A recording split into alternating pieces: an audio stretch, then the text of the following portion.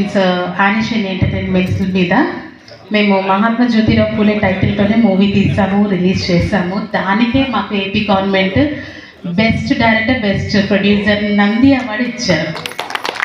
ఇల్లు అమ్మేసి, సొంత ఇల్లు అమ్మేసి సినిమా తీస్తుంటే ఆయన మేము ఒక ట్రైన్ ట్రావెల్లో హైదరాబాద్ నుంచి వైజాగ్ వస్తున్నప్పుడు ఏ సినిమా తీద్దాము అంటే జ్యోతిరావు పూలే తీద్దాము. నేను బాగా స్టడీ చేశాను, బుక్స్ ఇన్ని ఉన్నాయి, నేను చదివానంట. ఆయన ఇష్టమే, నేను వదిలేసాను.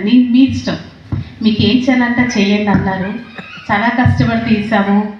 అంటే జ్యోతిరావు పూలే గారు ఉన్నప్పుడు మనకి కరెంటు వైర్లు ఇవన్నీ లేవు, అన్నీ ఏవి కనిపించకుండా ఉండాలి అంటే చాలా ఇంటీరియర్కి వెళ్ళిపోయాం. తర్వాత మహారాష్ట్ర కదండి వెళ్ళాను. మహారాష్ట్ర వెళ్ళి అక్కడ కూడా షూట్ చేయడం జరిగింది. ఆ తర్వాత ఎడిటింగ్లో చాలా కష్టం అయ్యింది. ఎడిటింగ్లో ఒక వైర్ కనిపిస్తే తీయడానికి కష్టం అయ్యింది, చాలా కష్టమైంది, చాలా ఖర్చు అయింది. ఇప్పుడు మేము ఫ్లాట్స్లో ఉంటున్నాం కానీ రెంట్కే ఉంటున్నాం. సొంత ఇల్లు అమ్మేసాము కానీ బాధ లేదు, రెంట్ కట్టుకుంటున్నాం. ఎందుకంటే ఒక పేరు వచ్చింది. విశాఖపట్నంలో మహాత్మా జ్యోతిరావు పూలే సినిమా తీసి గవర్నమెంట్ ద్వారా నంది అవార్డు పొందిన ఘనత మాకు దక్కింది. అందుకు నిజంగా నేను, మా ఆయన, మా ఇద్దరు పిల్లలు కూడా చాలా సంతోషంగా ఉన్నాము.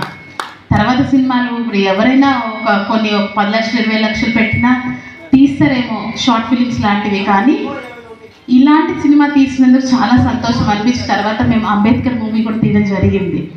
అంబేద్కర్ వింటూనే ఉంటానండి, కానీ ఎప్పుడు నేను స్టడీ చేయలేదు, నిజంగా ఓపెన్గా చెప్తున్నాను. సో చిత్తూరు సూర్యం గారితో కూడా చాలాసార్లు మీటింగ్స్లో వెళ్ళాను, మాట్లాడాను. తర్వాత ఈయనతో మీటింగ్స్కి వెళ్ళడము, మా ఆయనకి ఎక్కువ ఇష్టమైన నాయకులు ఎవరు అని అంటే బాట చూపించేది అంబేద్కర్ గారు.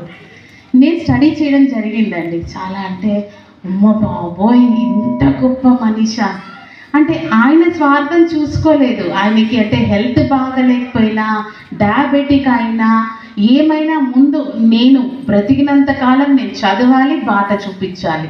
ప్రతి స్టాచ్యూ ఇలాగే ఉంటుంది, ముందుకు వెళ్ళండి, సాగండి, చేతిలో ఒక బుక్ ఉంటుంది, చదవండి అనేసి. నిజంగా ఆయన గురించి చదివితే గూస్ బంప్స్ నాకు ఇంత మహాభావన అనిపించింది. నాకు అంబేద్కర్ మూవీ తీసాము, అందులో అంబేద్కర్ గారి వైఫ్ క్యారెక్టర్ నేనే చేశాను.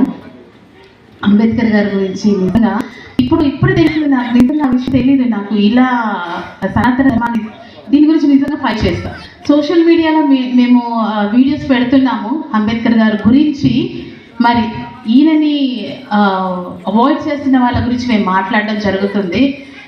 సూర్యం గారు అండ్ ఇప్పుడున్న పెద్దవాళ్ళందరూ చెప్తున్నాను, రేపు మార్నింగ్ నుంచే ఎవరైతే సనాతన ధర్మం తీసుకురావాలి అని అడిగారో మనందరం కలిసి చేయి పట్టుకొని ఇలాంటి మీటింగ్స్ పెట్టుకొని డెఫినెట్గా ఎవడైతే మైక్లో ఆ మాట అన్నాడో వాడిని కడిగి క్షమాపణ చెప్పేదాకా మనం ఊరిపోదు.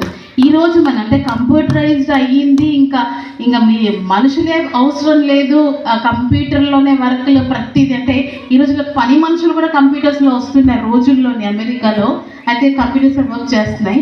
మరి అలాంటి హోటల్స్లో కూడా కంప్యూటర్స్ ఉన్నాయండి, రోబోట్స్ పని చేస్తున్నాయి. ఇలాంటి స్టేజ్లో, ఇలాంటి డేస్లో ఉన్నప్పుడు ఎవడండి అన్నాడు సనాతన ధర్మం తీసుకురావాలని? మనమేనానండి గవర్నమెంట్కి తీసుకొచ్చింది ఓటేసి. వాళ్ళెవరో పాత వాళ్ళు ఉంటే ఏదో జరుగుతుంది తప్పు అని కొత్త వాళ్ళని తీసుకొస్తే మంచి జరుగుతుందంటే నాయకుడు కూర్చున్న ప్రతి ఒక్కడు వాడి సొంత డబ్బు, వాడి సొంత ఆస్తి, వాడి సొంత పలుకుబడి కోసం ఆలోచించే వాడే. సో మనం ఎప్పుడు ఇలాంటి మీటింగ్స్ పెట్టుకొని ఇలా మనం తాపత్రయపడ్డం, బాధపడ్డమే తప్పించి మనకంటూ మంచి రోజు రావాలి అంటే డెఫినెట్గా మన ప్రాణం పోయినా పర్వాలేదు, కానీ మళ్ళీ సనాతన ధర్మం తీసుకొచ్చేదే లేదు. తీసుకొస్తా అన్నవాడి నడి రోడ్డుకి వాడు వేసుకుంటాడే మఫ్లర్, దాన్ని పట్టి వాడికి పెడుతున్న మాలలు వేస్తుంటాడు, వాడిని తీసుకొచ్చి రోడ్డు మీద పడేసి నిజంగా చెప్పుతాం అన్నాలండి. ఎవరైతే ఇప్పుడు మేడం చెప్పారు, పూలే గారు కానీ, అంబేద్కర్ గారు కానీ, కాంశీరామ్ గారు కానీ, వీళ్ళందరూ తాపత్రయపడ్డది మన కోసమేనండి. వాళ్ళు ఉన్నా లేకపోయినా ఈరోజు మనం ఆ ఫోటోలు పెట్టుకొని ఇంతలా మాట్లాడుకొని ఇంతలా వాళ్ళని గుర్తు చేసుకుంటున్నాం అంటే వాళ్ళు చూపించిన బాటే మనం నిజంగా కూడా.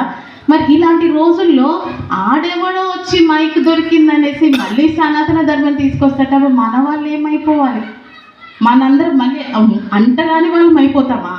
ఎట్టి పరిస్థితుల్లో జరగడానికి వీల్లేదండి.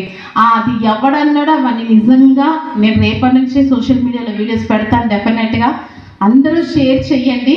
ఎవడైతే అన్నాడో వాడు సారీ చెప్పేదాకా మనం వదిలేది లేదు. మనల్ని అన్నీ ఇంకా ఆధునికంగా ఆలోచించాలి తప్పించి ఇలాంటివి అనడానికి వీల్లేదు.